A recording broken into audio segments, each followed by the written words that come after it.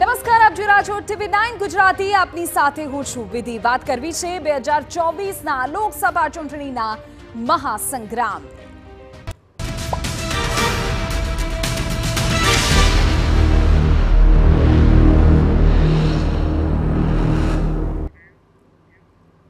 પરંપરા, પ્રતિષ્ઠા અને અનુશાસન આમ તો આ ભાજપની ઓળખ છે, પરંતુ ગુજરાત ભાજપમાં જે બાંચગઢ જોવા મળી રહી છે તેનાથી સવાલ ઉઠી રહ્યા છે કે શું આ એ જ પક્ષ છે જેના એક ઇશારે કાર્યકરોનો ઉમેદવાર કામે લાગી જાય છે.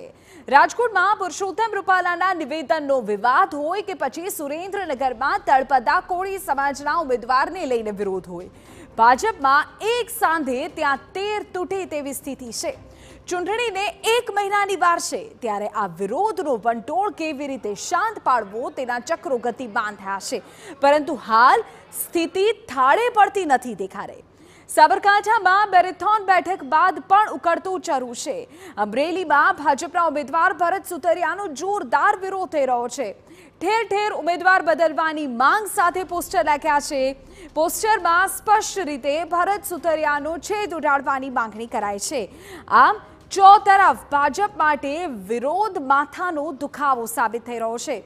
આગામી સમયમાં આ વિરોધની આગ કેટલી જ્વાળા પકડશે તે જોવું રહ્યું.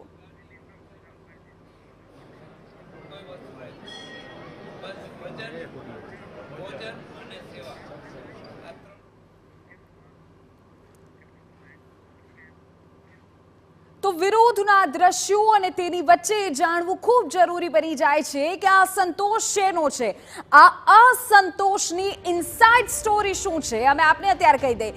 સૌથી પહેલા અમરેલીની જો વાત કરીએ તો નારણ કાછડિયાની સિટિંગ એમપીની ટિકિટ કાપી છે. ભરત સુતરિયાની ટિકિટ આ વખતે ફાળવવામાં આવી છે અને બસ વિવાદ શરૂ થઈ ગયો છે. સુતરિયાની ટિકિટની જાહેરાત બાદથી જ અમરેલી ભાજપમાં જે જૂથવાદ છે તે હવે ખુલ્લીને સપાટી પર આવી ગયો છે. આ છે અત્યારે અમરેલીની સ્થિતિ.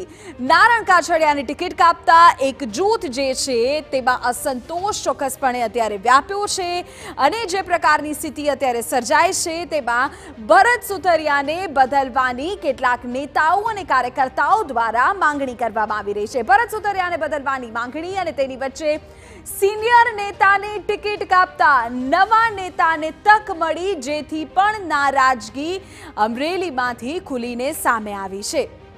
આપણે કહી દઈએ કે શહેરભરમાં ભરત સુતરિયાને બદલવાની માંગણી સાથેના અલગ અલગ પ્રકારના પોસ્ટર લાગ્યા છે અને તેમાં ભરત સુતરિયા ઉમેદવાર તરીકે ન ચાલે એ પ્રકારનું સ્પષ્ટ લખાણ છે. આ વિરોધ સાથે બે જૂથના કાર્યકરો ગત રાત્રિના સામે આવી ગયા. મારામારી થઈ, જંગ આ આખો જે છે તે લોહિયાળ બની ગયો અને આ તમામની વચ્ચે ડોક્ટર ભરત કાનાબારે પણ ઉમેદવાર સામે સવાલો ઉઠાવી દીધા. કચરી રીતે તેમણે પણ આ મામલાનો ઉલ્લેખ કર્યો અને ઉમેદવારની સામે સવાલ ઉઠાવ્યા. કાનાબારે ચોક્કસ નામ લીધા વગર પણ જાતિવાદી રાજકારણની સામે તેમણે સવાલ કર્યો હતો. ઉલ્લેખનીય છે કે અમરેલીમાં અત્યારની જે સ્થિતિ છે તેમાં લાયક ઉમેદવારને અન્યાય થતો હોવાનો કાનાબારે આરોપ લગાવ્યો હતો. આ પ્રકારનો આખો મામલો સામે આવ્યો. ભૂપેન્દ્રસિંહ ચુડાસમાને તાત્કાલિક મોકલવામાં આવ્યા. કાર્યકરો નેતાઓ સાથે બેઠક થઈ. ડેમેજ કંટ્રોલની જવાબદારી સોંપવામાં આવી. ભરત સુતરિયાને નહીં બદલાય તેવી સ્પષ્ટતા ચુડાસમાએ કરી દીધી. જો કે હજુ પણ પરિસ્થિતિ જેમની તેમ છે. હવે અકુબાને ડેમેજ કંટ્રોલ માટે કહેવાયું છે.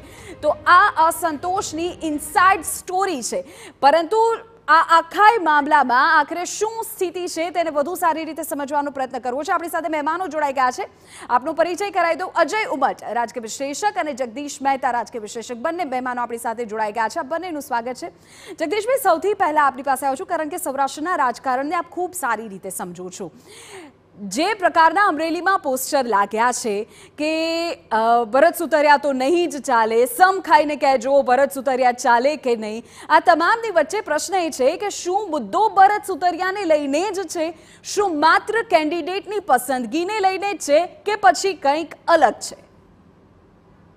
બેન, એક ગીત બહુ પ્રચલિત છે, એ ભારતનું અત્યારે રાષ્ટ્રગીત આ ભાજપનું બનવું જોઈએ કે ચિંગારી કોઈ ભડકે તો સાવન ઉસે બુઝાએ, સાવન ही आग लगाए तो उसे कौन बुझाए. એ અત્યારે ભારતીય જનતા પાર્ટીનું રાષ્ટ્રગીત બનવું જોઈએ ગુજરાતને લાગે વળગે ત્યાં સુધી. ટિકિટોની વહેંચણી બેન એવી રીતે કરવામાં આવી જે રીતે કોઈ જાહેર ખબરના પેમ્પલેટ પણ આટલી ગંભીરતા વગર ન કોઈ વેચે એટલી હદે કરવામાં આવ્યું હોય એવું ચિત્ર છે. એટલે જ આ ડુંગરે કાદુ તારા ડાયરા જેવું થઈ રહ્યું છે. ચારેક ઓર સળગી રહ્યું છે. પોરબંદરમાં સળગે છે, સુરેન્દ્રનગરમાં સળગે છે, અમરેલીમાં સળગે છે, જુનાગઢમાં સળગે છે અને રાજકોટ તો આપ જાણો જ છો. તો સવાલ એ છે કે ચારેક કોર આવું થયું શું કામ? એ થયા પાછળ કારણ એ છે સાવનને ही આગ લગા દી है એટલે આને કોઈ બુજાવી શકે એમ નથી. આ હાઈકમાન્ડના બધા આ જે કઈ તમે અત્યારે જોઈ રહ્યા છો એ હાઈકમાન્ડ જેને કહેવામાં આવે છે એના આ બધા કાવતરા છે. ટિકિટોની વહેંચણીમાં કોઈ પણ પ્રકારનું માપદંડ કોઈ જાળવવામાં આવ્યું નથી. સામાન્ય રીતે એવું કહેવામાં આવે છે આ શિસ્તબદ્ધ પાર્ટીમાં કે સૌથી પહેલા તો તમારું પ્રોગ્રેસિવ રિપોર્ટ જોવામાં આવે, જેના ઉપરથી ખબર પડે કે તમે કેટલા લાયક છો કે નહીં વગેરે. પછી સ્થાનિક જે કોઈ મંડળ એના જે ભારતીય જનતા પાર્ટીનું એકમ હોય એને પૂછવામાં આવે. પછી ઇન્ટરનલ ઓડિટ ને ઇન્ટરનલ રિપોર્ટના નામે સર્વે કરવામાં આવે ને એમાંય ચકાસવામાં આવે. પછી સ્ક્રીનિંગ કમિટી હોય, પછી પ્રભારી હોય, પછી તમારી સેન્સ લેવામાં આવે વગેરે વગેરે.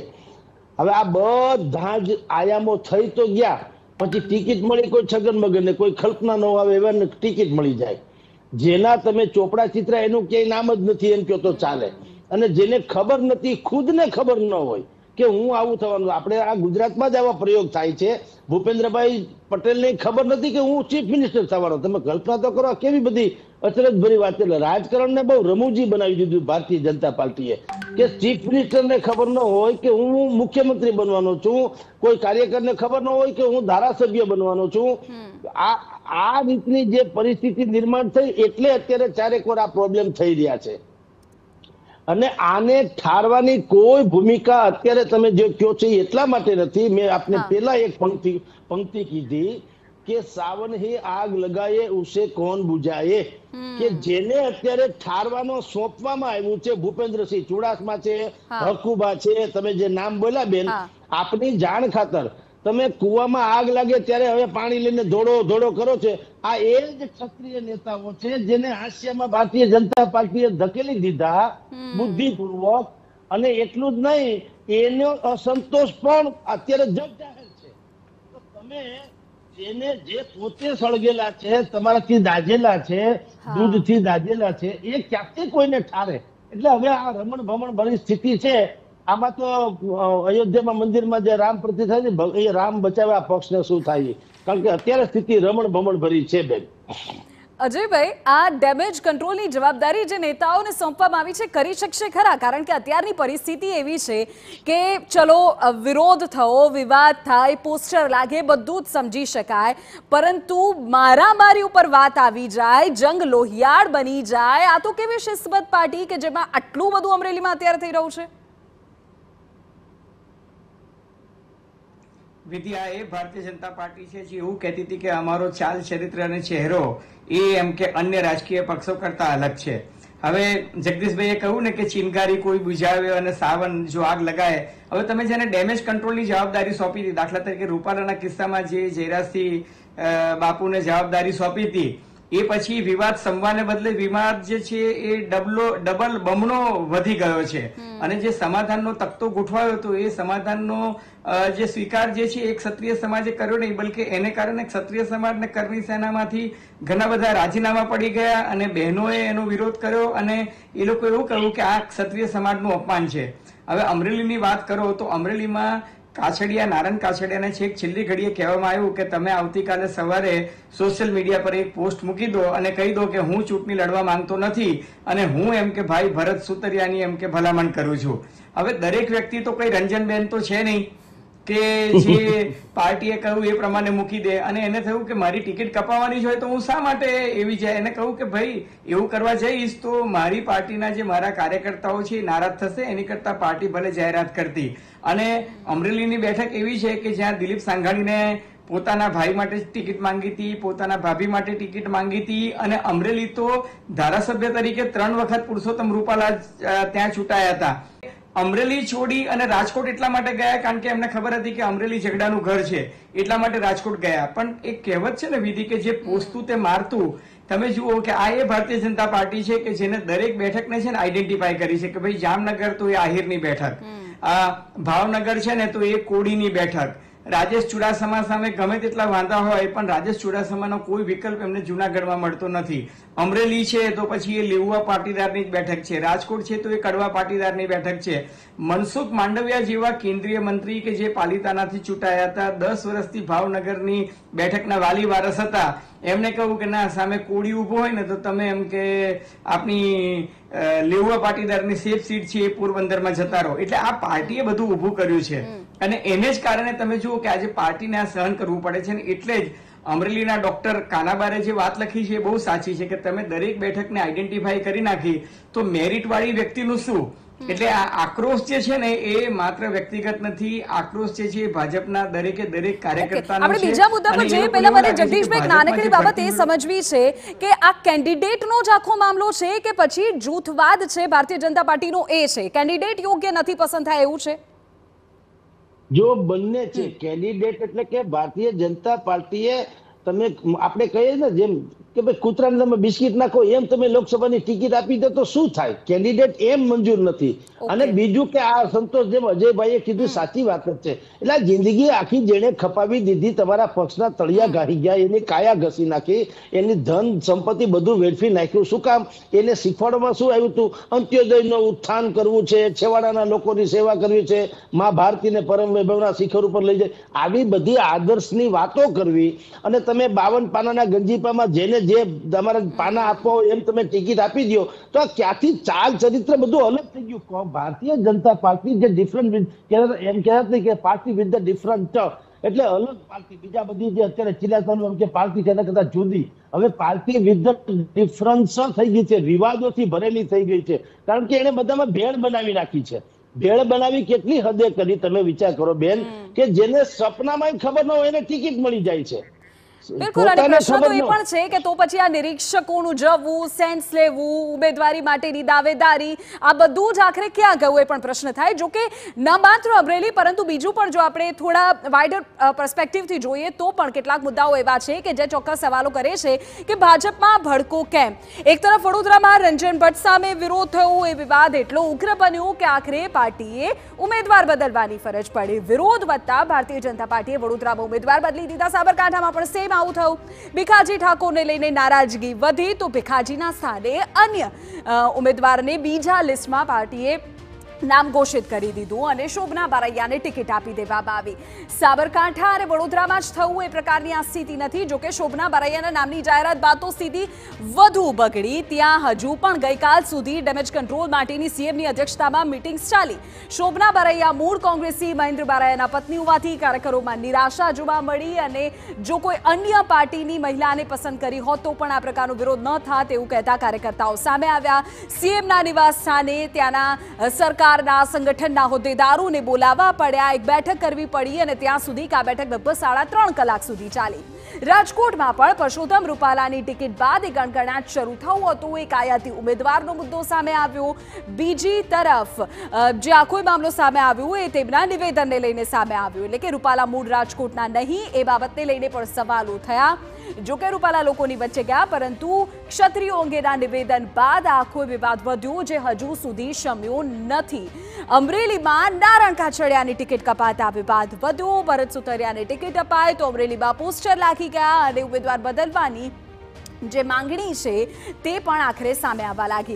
જૂનાગઢમાં લોહાણા સમાજે રાજેશ ચુડાસમાને લઈને રોષ વ્યક્ત કર્યો હતો. છેલ્લી ઘડી સુધી એવું માનવામાં આવતું હતું કે રાજેશ ચુડાસમાને રિપીટ નહીં કરવામાં આવે, પરંતુ ચિત્ર કંઈક અલગ સામે આવ્યું. સુરેન્દ્રનગરમાં પણ તળપદા કોળી સમાજના ઉમેદવાર સામે નારાજગી જોવા મળી અને ત્યાં પણ અન્ય જે ઉમેદવાર છે તેમને ઉતારવામાં આવે, અન્ય સમાજમાંથી ઉમેદવાર ઉતારવામાં આવે, આ પ્રકારની માંગણી સામે આવી. અજયભાઈ, જો આ બાબતને સમજવાનો પ્રયત્ન કરવામાં આવે તો ભાજપમાં ભડકાનું આ કારણ શું છે? શું આ માત્ર આંતરિક જૂથવાદ છે? શું આ ભરતી બેડાથી કાર્યકર્તાઓની નારાજગી છે કે પછી કોઈ મજબૂરી છે? ના, જો ભારતીય જનતા પાર્ટી એક કહેવાતો વિનેબિલિટી ક્રાઇટેરિયા લઈને આવે અને પછી હાઈકમાન્ડ એવું માને કે અમે ઉપરથી જેને પણ બેસાડીએ એ ચૂંટણી જીતી જ જાય. તમે આની વાત જવા દો ને, ભારતીય જનતા પાર્ટી કે કોંગ્રેસ કોઈમાં આંતરિક લોકશાહી તો છે જ નહીં. CR પાટીલ પ્રદેશ પ્રમુખ બન્યા તો એને ઉપરથી મૂકી દેવામાં આવ્યા. JP નડ્ડા જે છે એને રાષ્ટ્રીય અધ્યક્ષ બનાવવામાં આવ્યા તો ઉપરથી નક્કી કરવામાં આવ્યું. ક્યાં કોઈ પક્ષમાં આંતરિક ચૂંટણી થઈ છે કે જેના આધારે તમે હોદ્દેદારોની નિમણૂક કરો છો કે હોદ્દેદારોની ચૂંટણી થાય છે? થતું જ નથી. એ જ રીતના તમે ઉમેદવારને બદલો છો. તમે જુઓ કે આ જે અસંતોષની આગ છે ને એ વડોદરા અને સાબરકાંઠા બાદ હવે એ આણંદમાં પણ પ્રસરી રહી છે, એ વલસાડમાં પણ પ્રસરી રહી છે અને ધીરે ધીરે બનાસકાંઠામાં પણ આવી રહી છે. અને જ્યાં સુધી સુરેન્દ્રનગરનો અહીંયા સવાલ આવે છે, સુરેન્દ્રનગરમાં બે મહત્વના નેતાઓ છે જે સિરેમિક લોબી સાથે, મોરબીની સિરેમિક લોબી સાથે સંકળાયેલા છે. એ લોકોએ આ સુરેન્દ્રનગરનો ઉમેદવાર નક્કી કર્યો જે હકીકતમાં છે મોરબીનો. એટલે સુરેન્દ્રનગર જિલ્લાના લોકોને લાગે છે કે ભાઈ તમે મોરબી સાથે સંકળાયેલી વ્યક્તિને તમે સુરેન્દ્રનગરમાં મોકલો છો. અને એની ઉપરાંત પણ ચુવાડિયા અને તળપદા આ કોળી સમુદાયમાં તો વિવાદ છે જ. સાથોસાથ દલવાડી સમાજ પણ ત્યાં નારાજ છે, બ્રાહ્મણ સમાજ પણ ત્યાં નારાજ છે. એટલે જે ભારતીય સમાજ પાર્ટી જે એક વખત કહેતી હતી કે સામાજિક સમરસતા, તો એ સામાજિક સમરસતા તમારી ક્યાં ગઈ? તમે સામાજિક સમરસતાની વાત જે છે એ પોથીમાંના રીંગણાની માફક કરો છો અને ઉમેદવારનું સિલેક્શન આવે ત્યારે તમે પછી જ્ઞાતિવાદ પર આવી જાઓ છો. તમે મને એક વસ્તુ સમજાવો, ભીખાજી ઠાકોર હતા કે ડામોર હતા? એ વિવાદ થયો એટલા માટે તમે ભીખાજીને બદલાઈ દીધા, કારણ કે તમે ભીખાજીએ જોયું કે તીર કામઠાની પૂજા કરતા હતા એટલે એ આદિવાસી હતા. હવે એની જગ્યાએ તમે ઠાકોરને પસંદ કર્યું અને ઠાકોરને પણ કોંગ્રેસની એક જમાનામાં કોંગ્રેસનું કુળ અને મૂળ ધરાવતા ઠાકોર જે છે એમના ધર્મપત્નીને તમે સિલેક્ટ કર્યા. વડોદરામાં પણ રંજનબેન ભટ્ટનો વિકલ્પ તમે એક બ્રાહ્મણને શોધ્યો ને એને ગઈકાલે મેં સાંભળ્યું છે એ પ્રમાણે કહેવામાં આવ્યું કે હમણાં પ્રચાર માટે ના જતા. વલસાડમાં ધવલ પટેલની સામે કેસી પટેલનું જૂથ પડ્યું છે. એનો અર્થ એ કે ભાજપમાં આંતરિક જૂથબંધી જે છે એ સપાટી પર આવી ગઈ છે. અને વિધિ સૌથી મહત્વની વાત એ છે કે તમે કોંગ્રેસ નામના વિપક્ષને ખતમ કર્યો અને પોતાની પાર્ટીમાં એક આંતરિક વિપક્ષ જે છે ઉભો કરી દીધો જે હવે તમારા જ નિર્ણયોને પડકારી રહ્યું છે. બહુ સાચી વાત છે જગદીશભાઈ. એક જગ્યાએ ઉમેદવારના નામને લઈને વિરોધ થયો, ઉમેદવાર બદલાયા તો પણ વિરોધ ચાલુ રહ્યો. 3.5 કલાક સુધી સીએમએ મિટિંગ કરવી પડી, ક્યાંક નાના પત્રો સામે આવી રહ્યા છે. અત્યાર સુધી છે ને એવું ચર્ચાતું હતું કે ભાજપ કોંગ્રેસ વચ્ચે કેવી ફાઇટ થશે, પરંતુ આ ઇન્ટરનલ ફાઇટ જે અત્યારે થઈ રહી છે ભારતીય જનતા પાર્ટીની અંદર, શું એ હેટ્રિક સુધી લઈ જશે ખરા? કારણ કે 5 લાખની લીડ તો અત્યારે ચલો આપણે જવા દઈએ. પ્રોબ્લેમ જેવું લાગે છે કેટલીક બેઠકોમાં. સૌરાષ્ટ્રમાં તો ખાસ તમને કહું, પોરબંદરમાં અત્યારે પ્રોબ્લેમ છે. જુનાગઢમાં પણ હવે જે કોંગ્રેસના એક નેતાને ઉતારવાની વાત ચાલે છે, પુંજાભાઈ વંશને, જો એ નેતા મેદાનમાં ઉતરા તો ભારતીય જનતા પાર્ટીને અઘરું પડશે. અમરેલીમાં આપ અજયભાઈ સાહેબે બધી ચર્ચા કરી છે, અમરેલીમાં પણ એ પ્રોબ્લેમ છે. રાજકોટ તો તમે જાણો જ છો. તો સવાલ એ છે કે જો સૌરાષ્ટ્રની 7માંથી 4 બેઠક ઉપર અત્યારે આવો ડખા હાલતા હોય ને એમાં સંભાવના ઓછી હોય, સુરેન્દ્રનગર પણ એમાં જો કે આવી જાય તો વળી 5 થાય. તો સવાલ એ કચ્છમાં અત્યારે ટાઢોળું છે કે કચ્છમાં હજી સુધી કઈ આવ્યું નથી વિવાદથી માંડીને. ત્યાં તો કોકના નામ જાહેર તો થઈ દઈ ના ગયા છે, અહીંયા ચાવડાને આપ્યા છે, ઓલા ભાઈએ નિર્લયભાઈને આપ્યા છે, પણ એને ક્યાંય ચર્ચા નથી. એટલે જ્યાં ચૂંટણી છે કેમ એ ભૂલાઈ ગયું આ બધા ડખામાં.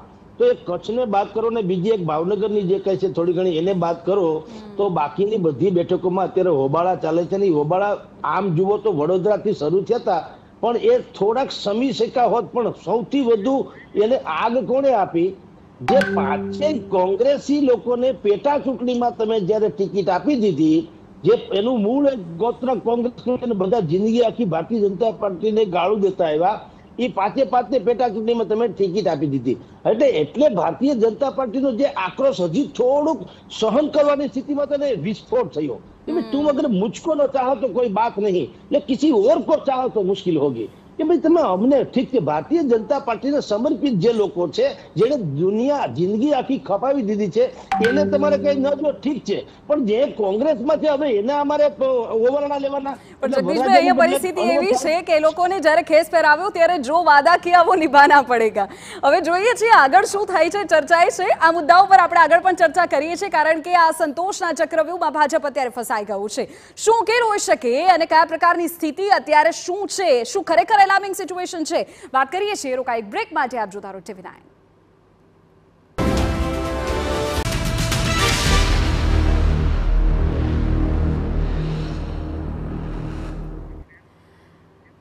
તો 2024 સંગ્રામમાં ગુજરાતમાં ચૂંટણી પ્રચાર ઓછો અને ડેમેજ કંટ્રોલ અત્યારે વધુ દેખાય છે, પરંતુ પ્રશ્ન એ છે કે આ નારાજગી આખરે સત્તા પક્ષને નડશે કે કેમ? જે પ્રકારની સ્થિતિ અત્યારે સર્જાય છે તેમાં ઉમેદવારોની ટક્કરને બદલે આંતરિક વિખવાદ એક મોટો પડકાર દેખાઈ રહ્યો છે। કેટલીક મહત્વની એવી બેઠકો કે જેમાં ઉમેદવારો સામે અસંતોષ હવે સામે આવી રહ્યો છે। મિશન 26 ને શું ઝટકો લગાડશે આ પ્રકારની સ્થિતિ એ પ્રશ્ન છે। સમાજના નામે થઈ રહેલી રાજનીતિ શું સત્તા પક્ષના વોટ કાપી શકે છે? આંતરિક વિખવાદ, પ્રચાર અને મતદારોને આકર્ષવામાં આ પ્રકારની સ્થિતિ કેટલી નડતરરૂપ બની શકે? જે પ્રકારની અત્યારે સ્થિતિ તેમાં ચોક્કસપણે આ સવાલો થઈ રહ્યા છે કે શું આ સ્થિતિ ભાજપને નડશે? અંદરો અંદરની લડાઈનો લાભ કોંગ્રેસ અને આમ આદમી પાર્ટી ઉઠાવી શકે છે?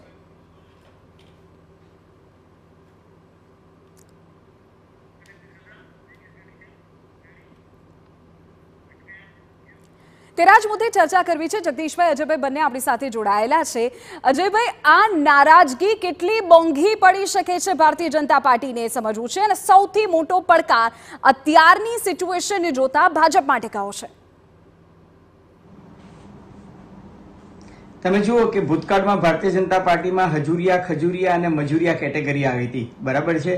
અને એ વખતે સૌથી વધુ નારાજગી હતી કે ભાઈ હજુરિયા અને ખજુરિયાની લડાઈમાં જે મજુરિયાઓ હતા એ એકદમ હાસ્યામાં ધકેલાઈ ગયા। અત્યારે ભાજપમાં કોંગ્રેસનો જે ભરતી મેળો શરૂ થયો ત્યારબાદ આવ્યું કે શું અમે ગાભા પાર્ટી છે કે અમારે માત્ર એમ કે બેન્ચો સાફ કરવાની ને એમ કે તસવીરો સાફ કરવાની? એ જે થયું ને, હું તમને ગઈકાલનું ઉદાહરણ આપું। ગઈકાલે ભારતીય જનતા પાર્ટીએ 1970 થી આજ દિન તક જે નિવૃત્ત કોર્પોરેટરો હતા, નિવૃત્ત ધારાસભ્યો હતા, એ બધાને બોલાવ્યા અને કહ્યું કે ભાઈ તમે પાર્ટીમાં ભૂતકાળમાં બહુ સારું યોગદાન આપ્યું છે અને એ માટે એમ કે પક્ષ તમારો આભાર માને છે, અને કે આ વખતે લોકસભાની ચૂંટણી છે તો બધા ફરી પાછા પોતપોતાના મત વિસ્તારમાં લાગી જાઓ। અને પછી જતી વખતે એમને શ્રીખંડ અને પૂરી ખવડાયા, પણ પછી એક માળા આપી। હવે આ કાર્યકર્તાઓ જે ભૂતકાળમાં ધારાસભ્યો રહી ચૂક્યા છે, કેબિનેટ મંત્રી રહી ચૂક્યા છે, કોર્પોરેટર રહી ચૂક્યા છે, મેયર રહી ચૂક્યા છે, એ લોકોને એવું લાગ્યું કે પાર્ટીમાં એરોગન્સ એટલું છે કે આ એક પ્રકારનું અમારું અપમાન છે કે તમે અમને ગિફ્ટ ના આપો તો કઈ વાંધો નહીં, હાસ્યામાં ધકેલી દીધા, નિવૃત્ત કરી દીધા, મહામંડલેશ્વર બનાવી દીધા, કઈ વાંધો નહીં, પણ હવે તમે અમને માળા શું કામ આપો છો? અને આ માળા આપીને અમારે કોના નામની જપવાની છે? એટલે પાર્ટી જે છે ને ક્યારેક કરવા જાય છે કંસાર અને થઈ જાય છે થૂલી। તમે મારા નાના કાર્યકર્તાને એમ કે તક આપીએ, પણ જે લોકો મેરિટ પર છે એ લોકોની મેરિટને અવગણો છો। એ જે થઈ રહ્યું છે ને એને કારણે મને લાગે છે કે પાર્ટીમાં એક પ્રકારની હતાશા છે, અજંપો છે, ઘણા બધા જે સક્રિય કાર્યકર્તાઓ છે એ નાસીપાસ થયા છે ને એ જે એમની વ્યથા જે છે એ આક્રોશના સ્વરૂપે એ લોકો ઠાલવી રહ્યા છે। પણ જગદીશભાઈ, જો આ હતાશા અને વ્યથાને પોલિટિકલી જો મતમાં કન્વર્ટ કરવાની વાત કરવામાં આવે તો શું એ વિપક્ષ કરી શકશે, લાભ લઈ શકશે ખરા? બિલકુલ બેન, અત્યાર સુધી કોંગ્રેસ તો આ ચિત્રમાં આમ જુઓ તો રાજકારણમાં શરૂ થયું ત્યારે એમ લાગતું કે આ વખતની ચૂંટણીમાં વિપક્ષ તો નામે કઈ છે જ નહીં। એક સમય હતો કોંગ્રેસને ઉમેદવાર શોધા જડતા નતા, અને આજે હજી 7 ઉમેદવાર તો બાકી છે, પરંતુ હવે ફરી ગઈ, ચેન્જ થઈ ગઈ આખી ગેમ। પેલા જે ઉમેદવાર કોંગ્રેસને નતા મળતા એ ખેર એ નતા મળતા ઈ સેન્સમાં જોવાતું હતું, હવે પડાપડી થઈ રહી છે। તમે જુઓ રાજકોટમાં વિક્રમભાઈ સોરાણી સ્પેશિયલી અહીંથી ત્યાં ધક્કો ખાધો, કોઈ પણ ભોગે મને તમે પેલા કે પાર્ટીમાં રાખો ને મને ટિકિટ આપો એટલે હું લડી લઉં। હવે એને ખબર પડી, એવા તો પાછા પરેશ ધાનાણીએ ના પાડી હતી, મારે લડવું નથી, હું અણવર થઈશ, મારે વરાજો નથી થવું। હવે સ્થિતિ પલટાઈ ગઈ એટલે કે હવે જો હાઈકમાન્ડ કહેશે તો હું લડવા તૈયાર છું। લલિત ગગથરા એને પેલા ના પાડી કે ભાઈ મારે ના, પેલા કીધું મારે લડવું નથી, શું કામ ભાઈ, મારે આમાં કઈ પડવું નથી, હું માનું છું કે નવોદિતને તક મળવી જોઈએ। સ્થિતિ પલટાઈ ગઈ, એને અખબાર જો પાછું નિવેદન જાહેર કર્યું, પક્ષ મને જો કે હાઈકમાન્ડ કહેશે તો હું લડવા તૈયાર છું। રાતોરાત સ્થિતિ નથી બદલાણી, આ બધું ભારતીય જનતા પાર્ટીએ સામે ચાલીને એવો હળવો દડો આપ્યો કે વિપક્ષને લાગે કે હવે ચોકા છક્કા ફટકારવાની પરેશ ધાનાણીના શબ્દોમાં જ કહીએ તો કોની રાજકીય કારકિર્દી ટનાટન રહે છે આવનારો સમય કહેશે, પરંતુ આ અસંતોષના ચક્રવ્યૂહમાં અત્યારે ભારતીય જનતા પાર્ટી ફસાઈ ગઈ છે એ નક્કી છે। છેલ્લા ઘણા સમયથી આવા પ્રકારની પરિસ્થિતિનો સામનો ભાજપે નથી કર્યો। જો તમને ગત વિધાનસભાની ચૂંટણી યાદ હોય તો એ સમયે થોડો ઘણો વિરોધ ચોક્કસપણે થયો હતો, કાર્યકર્તાઓ પહોંચી ગયા હતા તેમના નેતાને ટિકિટ આપવા માટે, પરંતુ અત્યારની સ્થિતિ અલગ છે। ઉમેદવાર બદલવા છતાં પણ અસંતોષ થાય એવી પહેલી વાર ઘટના ભાજપના રાજ્યમાંથી સામે આવી છે। વર્તમાન સાંસદને ટિકિટનો ઇનકાર કરવો પડે એ પ્રકારની ઘટના પણ નવી છે। આ જે સ્થિતિ અત્યારે સર્જાય છે તેમાં શિસ્તના નામે જાણીતા પક્ષમાં અશિસ્તના કિસ્સાઓ રોજે રોજ સામે આવી રહ્યા છે। 5, 6, 7 બેઠકો એવી છે કે જ્યાંથી સતત અત્યારે વિરોધના સમાચાર મળી રહ્યા છે। સીએમ થી લઈને પ્રદેશ પ્રમુખ તમામને અસંતોષ ડામવા માટે એડી ચોટીનું જોર અત્યારે લગાવવું પડી રહ્યું છે। જૂના જોગીઓને ફરી એ પ્રકારની જવાબદારી સોંપવી પડી રહી છે અને મિશન 26 માટે વિપક્ષ નહીં પણ આંતરિક અસંતોષ એક મોટો પડકાર બની શકે છે। છેલ્લા ઘણા સમયથી આ પ્રકારની પરિસ્થિતિનો સામનો ભાજપે નથી કર્યો પરંતુ આ વખતનું ચિત્ર અલગ છે। ત્યારે આ જ બાબતને સમજવી છે। જગદીશભાઈ આપની પાસે સૌથી પહેલા આવું છું। જગદીશભાઈ, આ જે સ્થિતિ અત્યારે સર્જાય છે, શું આ એલાર્મિંગ સિચ્યુએશન છે? એક મોટા ખતરાની ઘંટી અત્યારે ભારતીય જનતા પાર્ટી માટે વાગી રહી છે? ત્યારે માની લો કે કોઈ મેનેજમેન્ટ જો કે સંભવ નથી, ડેમેજ ખુદ એક આઉટ ઓફ કંટ્રોલ છે। ડેમેજ ખુદ એટલે ડેમેજ કંટ્રોલ તો જવા દો, ડેમેજ જ એવું થયું છે કે જેને કંટ્રોલ કરવો અશક્ય છે। તેમ છતાં બે ઘડી માની લઈએ કે પોતાના સંગઠનના જોરે Bharatiya Janata Party by hook and cook એન કેન પ્રકારેણ આ સૌરાષ્ટ્ર કચ્છની 7 થી માંડીને 26 બેઠક છે, એમાંથી મેક્સિમમ માની કે જીતી પણ લે તો પણ કહું છું જીતી લે તો પણ પક્ષમાંથી શિસ્ત તો હારી જ જવાની, પક્ષમાંથી વફાદારી હારી જ જવાની, પક્ષમાંથી વિચારધારા હારી જ જવાની।